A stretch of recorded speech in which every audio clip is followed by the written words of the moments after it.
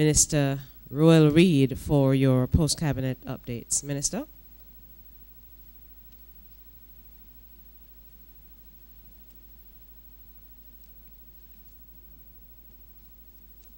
Thank you very much. Good morning to everybody and to my faithful members of the media here this morning. Yes, my mic is a bit low.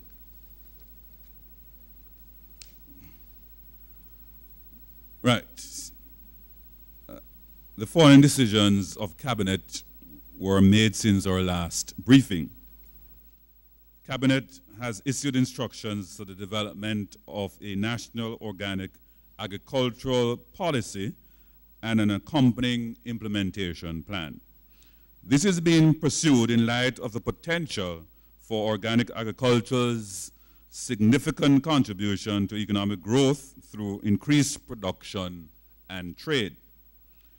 Cabinet has also approved a national quality framework and an accompanying implementation plan pursuant to a Cabinet submission which recalled a prior approval in 2001.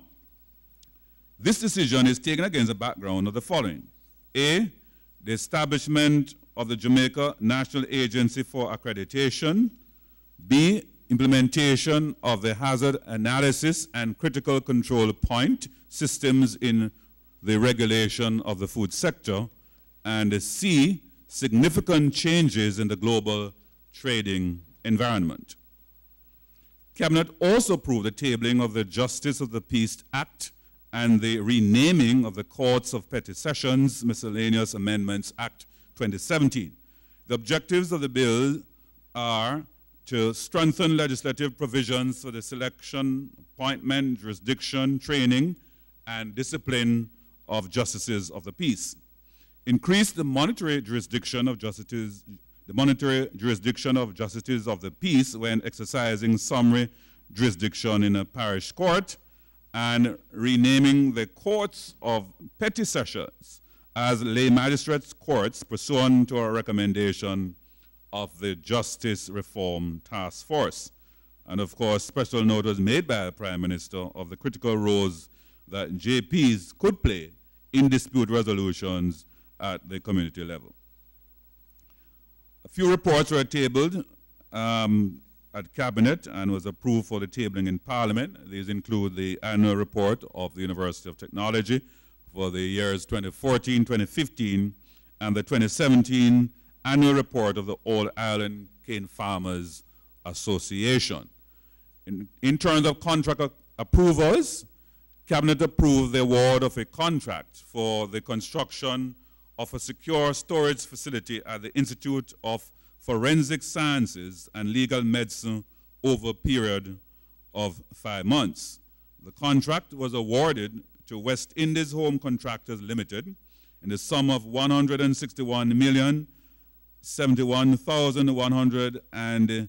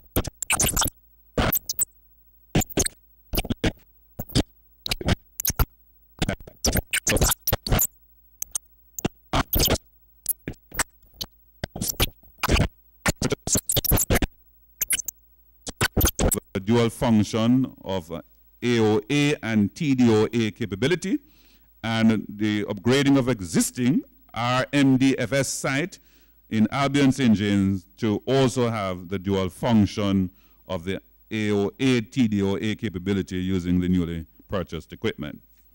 By way of some national announcements, Jamaica will host the Latin America Energy Organization Executive Development on-site workshop between the 22nd and the 24th of November 2017, and we will also be host to an interparliamentary workshop in collaboration with Parliamericus and UN Women Multi-Country Office for the Caribbean to be held in Kingston in January 2018. And finally, we will host the 35th Regional Conference of the Food and Agriculture Organization, FAO, of the United Nations, which is slated to be held in Jamaica, March 5 to 8, 2018. I just want to also make a significant update from the Ministry of Education in regards to PEP, which I know a lot of parents are anxiously awaiting, and the public wants to get greater clarity as to what we're doing and implementation plan. First of all, the acronym PEP stands for Primary Exit Profile, and this will replace the current Grade 6 Achievement Test, GSAT. The PEP, which is the Primary Exit Profile, will provide a profile of where the student is academically, the student's strengths and weaknesses, and their readiness for grade 7. PEP will assess students' knowledge in addition to placing increased emphasis on assessing students' skill of communication, critical thinking, and creativity. As the Ministry of Education, Youth and Information seeks to have students stay in school longer, up to grade 13, the provisions of PEP is a forward-thinking approach that will make students better prepared for the workforce. Students will therefore be exposed from an early age to critical thinking. The end game is that everyone, which is the aspiration, will graduate with the equivalent of an associate degree by the end of grade 13. PEP's assessment process will measure students' performance through demonstration of 21st century skills aligned to the national standards curriculum and generate an academic profile of each student. The advantages of PEP include more accurate evidence-based information in terms of students' performance will be available.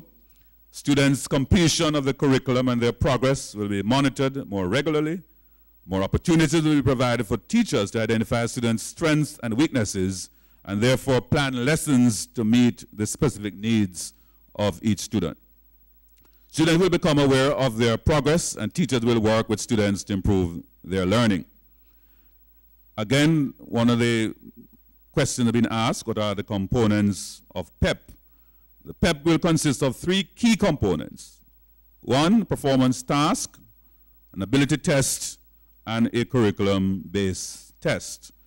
Performance task, which for all intents and purposes would be similar to the school-based assessment, consists of real-world scenarios that will require students to apply their knowledge and skills from the following subject areas: mathematics, science, language arts, and social studies. The performance task will be administered in grades 4, 5, and 6. It will be administered with the students' classroom, within the student's classroom by the class teacher. And the ability test requires students to read analytically and use quantitative reasoning skills in responding to items. Ability tests generally assess students' aptitude in areas of numeracy, verbal and nonverbal ability, and abstract thinking ability. And the third component is the curriculum-based test, CBT, and this will assess grade 6 content only, and in the areas of mathematics, science, social studies, and language arts. This test will consist of multiple choice items along with other structured and essay-type questions. The CBT will be administered in April, starting in 2019. The suggested weighting is that the abilities test will represent 30% of the final scores that make up the profile.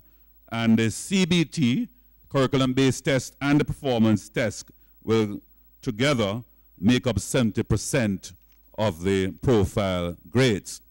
PEP will therefore be implemented on a phased basis. Students who are currently in grade 5 will be the first PEP cohort. They will, however, do only the grade 6 components in 2019. Students who are currently, however, in grade 3 will be the first cohort that will do the performance tasks from grade 4 up to grade 6. So therefore, those students who are currently in grade 3 will do their grade 4 performance task in 2019, grade 5 performance task in 2020, and of course, they will do the grade 6 components, including the abilities tests and the grade 6 performance task component in 2021. Students who are currently in grade 4 will do their grade 5 performance task in 2019 and do the grade 6 components in 2020. At the moment, we are currently doing some pre-administrative actions, and this is in an effort to prepare the system for the rollout of this new assessment. A number of activities will take place during this school year to prepare students, teachers, and parents to allow for smooth implementation. We have a very detailed program of activities, and this update this morning is our official launch to begin our full public sensitization and public information and sensitization towards the implementation of this new initiative. Thank you very much, ladies and gentlemen.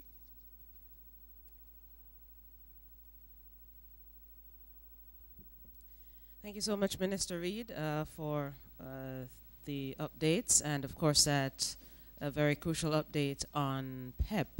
Just to also bring to your attention, and I believe Minister Reid had announced it 2 post-cabinet briefings ago, but the United Nations World Tourism Organization will also be having their major conference here in Montego Bay at the end of this month. So that's another conference of very significant importance to look forward to. Now, ladies and gentlemen, let's have your questions. Minister Reid and I are here to respond. Again, you know the rules. You raise your hand, you'll be identified, and we will present a microphone to you. You say your name and your media entity so that we all can be reminded, for those who are familiar with you, and for those who are new, we can get introduced to you. All right, at the back, sir. I'm sorry. Go ahead. Yes, it's on, Shalik. Yes, good morning. Shanette Dawkins from RJR News. A Dean of Discipline was attacked at the Anchovy High School. Could you say what intervention, if any, will be provided at the ministry level to that school? All right, Minister. And secondly, how prevalent is this kind of incident? One at a time, though, Shalik, but all right.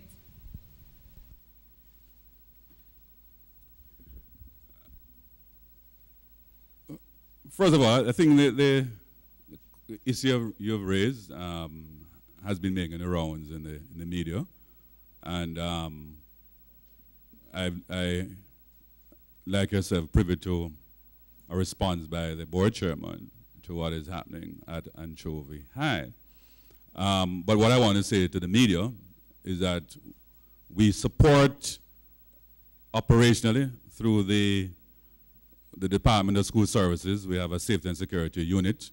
The regional, and there's also Region 4, where the school is located. So the rector and the directorate of Region 4, the police, all the support, including guidance and counseling, department have been engaged with the school administration to have the matter resolved. Now, as you would have heard, which is a process, to the extent that there have been infractions under the regulation. And remember that the schools have to operate under law and under regulation. So the school authority, having assessed the situation, can carry out disciplinary actions pursuant to the regulation.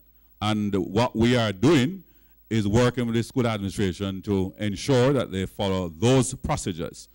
Further to that, I have asked Dr. Grace McLean, which is the Chief Education Officer, to also work to develop a strategic plan that will help to improve the overall management at the school. I gather there are some gaps down there, and so we need a whole program of turnaround. I'll speak in more detail on that once we have concluded that plan. But as you know, we've had to intervene more recently in a school such as Cumberland, and we put in place new leadership at the time.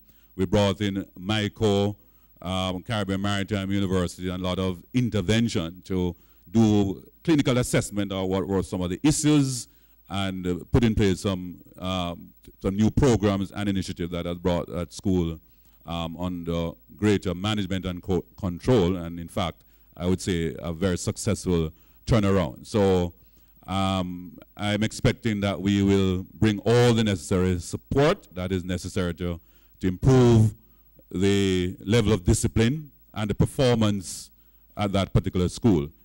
There is no general similarity in terms of occurrence. These things happen from time to time, and you have to deal with them as specific occurrences.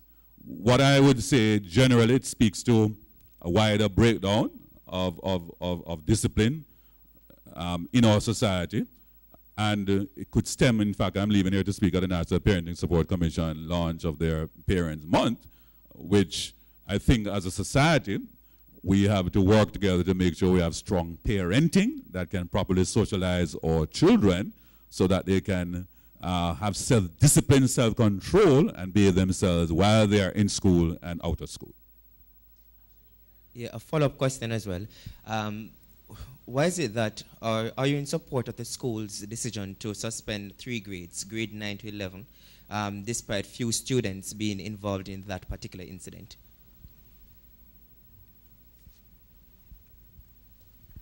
Okay, my official position is going to be where it comes to decisions like these that are made by a school. I'm not going to be able to comment, and I don't think it's proper to make those kind of comments here. We authorize the school to use their best judgment to bring situation under control. And what I'm saying, as long as they have followed the law, then they are within their rights to take the appropriate action that they deem necessary to bring the school under good management and control. All right, thank you, Minister. Another question? All right, everybody's on this side. Yes. Edmund Campbell, Gleaner Company. Minister, just to follow up on my colleague's question regarding anchovy. I overheard the principal in a radio interview yesterday saying that the funds that are allocated to the school, it's not sufficient to deal with issues of security and all of that. And he was, you know, the person was interviewing him on the radio program. He was pointing out that they have been making several requests for assistance from the Ministry of Education, but to no avail over an extended period of time, even before you became minister, I suppose. The question is, with similar issues occurring, as we know, over time in a number of schools, what will the ministry be doing in terms of ensuring that there's proper security measures in place to deal with these situations when they do arise? Because we know that this is an ongoing problem across schools. My other questions go to your presentation earlier, the one with the contract to NSWMA. I'm trying to remember if this kind of program is not does not generally fall under the Ministry of Tourism, particularly the Spruce Up Jamaica program. And if that is the case, the question is, why is the NSWME taking responsibility for this particular project now?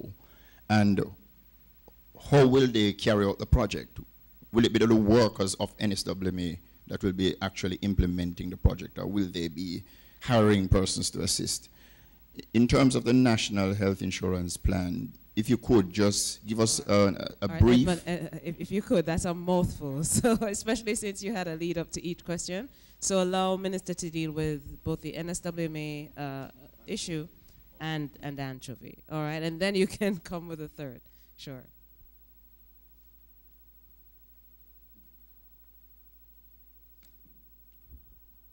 Very well. I'm going to develop, Edmund, policy, and in fact, I'm going to be sending guidelines because, you know, you say you're asked me to respond to statements that have been made, which certainly has not come directly to me because I certainly have not received any direct request from Anchovy High in regards to the matter of safety and security.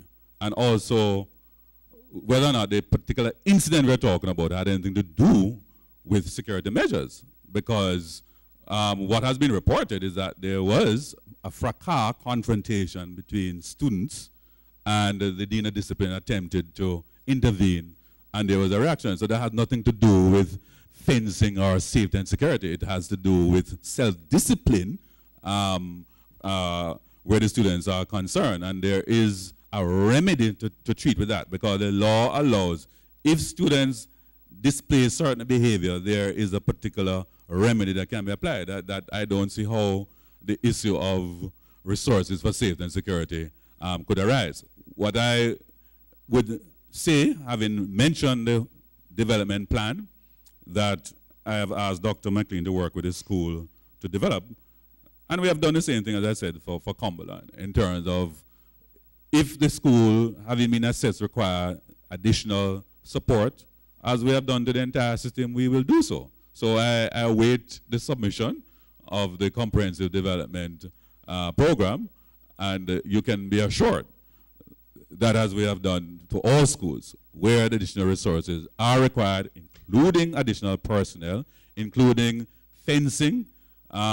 You recall also that we have benefited from a $3 million grant by the USAID for safety and security, including fencing, including CCTV cameras. And since you raised the question in terms of overall systemically, what we are going to be implementing, which include artificial intelligence capabilities, because what I want is a CCTV camera network right across the entire education system. And what that artificial intelligence system capability would allow not only for you to be able to have accurate surveillance of the school, whether through weapons or any behaviors that are abnormal. And we are currently looking at procuring such a capability. So overall, that is what our long-term, or medium to long-term program is going to be in regards to aiding our school administrators to better manage the issue of safety and discipline in our schools. You had raised the issue of the tourism resort maintenance program. But as you noticed, it was a procurement matter, and they have sought to use the NSWMA as the implementing agency. And it's also very good, by the way, that we have another government agency implementing this kind of a program. And I'm sure that where there are additional human resources that are required, they will so procure. So I don't see that there is any mischief here at all. Just to go back very quickly to the anchovy issue, what I was actually speaking to Minister was more of a proactive approach. It's not that persons from outside might be coming in to create problems. But if a situation like what occurred at Anchovy, if it arises, then I was suggesting that maybe if a security personnel was on the spot, on the property, they would probably be able to move in and to try to deal with the situation. Nonetheless, the final question has to do with the National Health Insurance Plan. Just give me an idea, what's the government's vision in relation to developing this plan? Do you have any idea as to where the government will be going with it? What kind of a plan will it be? How will it be implemented and all of that?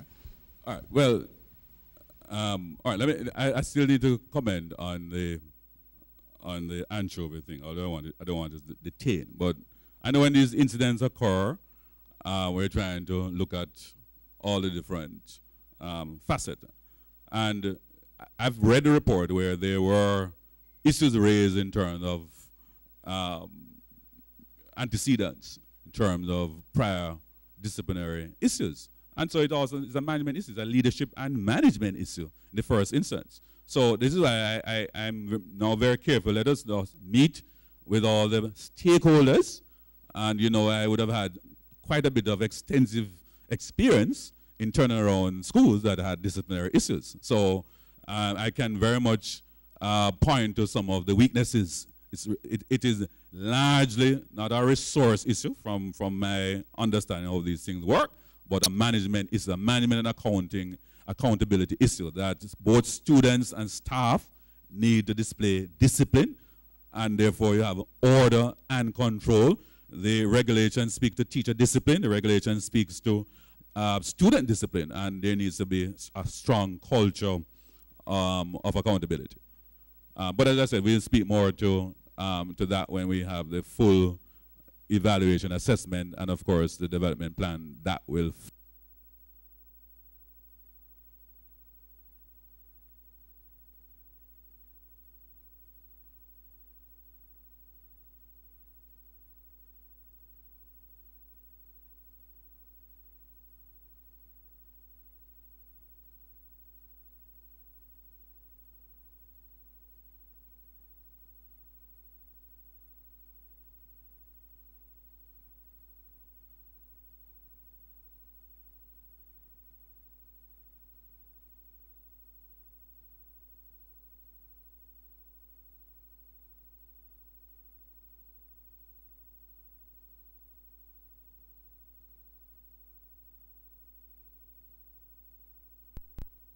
on that, and indeed prescriptive. All right, thank you, Minister. On that note, too, one second, Balfour. We'll identify you very shortly. On that score, too, rest assured, the commitment from government is proper guidance in terms of communication. And for a program like that, certainly there would be a lot in terms of public education that would take place prior to. So I can assure you of that. All right. Minister said that he also has a speaking engagement, which starts at 10. So I'll take just two more questions. I recognize Balfour with the microphone, but Balfour, for the purposes of everybody else, could I ask you to identify yourself, your media entity, and ask your question? Yes, Balfour Henry, observer. Sir, pertaining to the contract to dam and shipyards for the two boats, pilot boats, is this something new that has just been approved by the cabinet, or is something that was approved some time ago? Because I'm sure we had a story before about the agreement for this contract for these two boats to patrol the, I'm wondering if it's additional boats or it's the same boats that we heard before. Thanks, Balfour. Thanks, Balfour. No, I think what I recall announcing previously were safety and security surveillance boats for JDF, for security. This is for maritime and logistics operate for the harbor, for the port, because remember you need a pilot boat or boats to pilot the ships into the harbor. So this is a separate contract. Huh? No, I'm reporting over the last 2 cabinet meetings, so this probably would have been approved about 2 weeks ago. Yeah.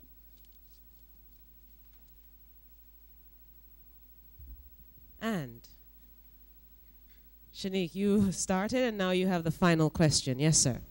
Yeah, thank you very much. As it relates to the petition to establish boundaries for the cockpit country, 30 days have passed and no response from the PM. Interest groups saying that it shows that the government has no interest in environmental issues in terms of the taking environment seriously. Your response.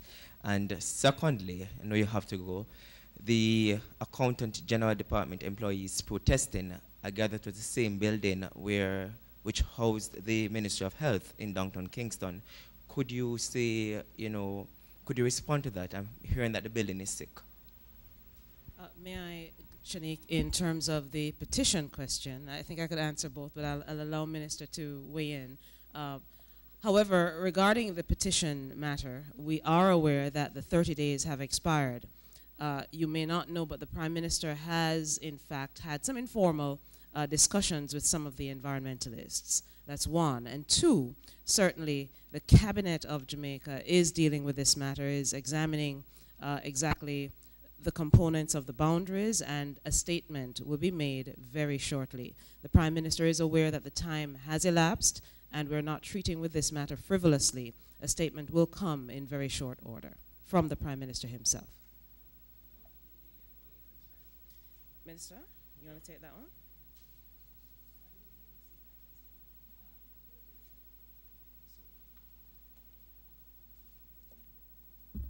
Thank you very much, Press Secretary. But I just want to, since you raised, I just want to reiterate the point that was made by Press Secretary, since no doubt the environmentalists have been tracking our response to this petition.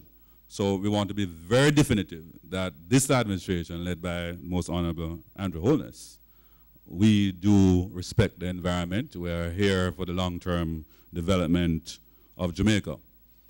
And while there are some anxieties on the part of many persons, but in terms of the leadership style of our PM, we don't rush very critical decisions. And it has been before for some time. And we dedicated several cabinet meetings to full deliberation, getting a wide array of cross-section of persons to come in and make representation to us. As Press Secretary has said, we are now summarizing our positions, and so when we make the final announcement pursuant to those decisions, it'll be one that we feel that the Jamaican society will accept. So I crave a little more time, but it is being done diligently and with the greatest awareness of its importance, but a decision is going to be made in very short order that I believe all of us will be satisfied with.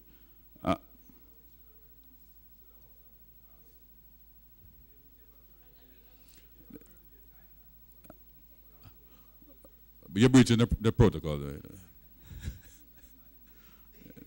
No, but you're breaching the protocol because you're breaching the protocol with respect, Balfour. But we agree, and Press Secretary will deal with that. Okay. The matter of the Accountant General building is noted, and I will have further discussions with the parties involved, and we'll give an update, because I know it has been a building that has had several issues, and so certainly we, as a government, want to make sure our workers are operating in very healthy environment. And I know where we've had problems before, for example, with the Ministry of Justice building, we had to move and relocate the Ministry of Justice. So rest assured that we'll find a solution to whatever problem is taking place. Thank you very much.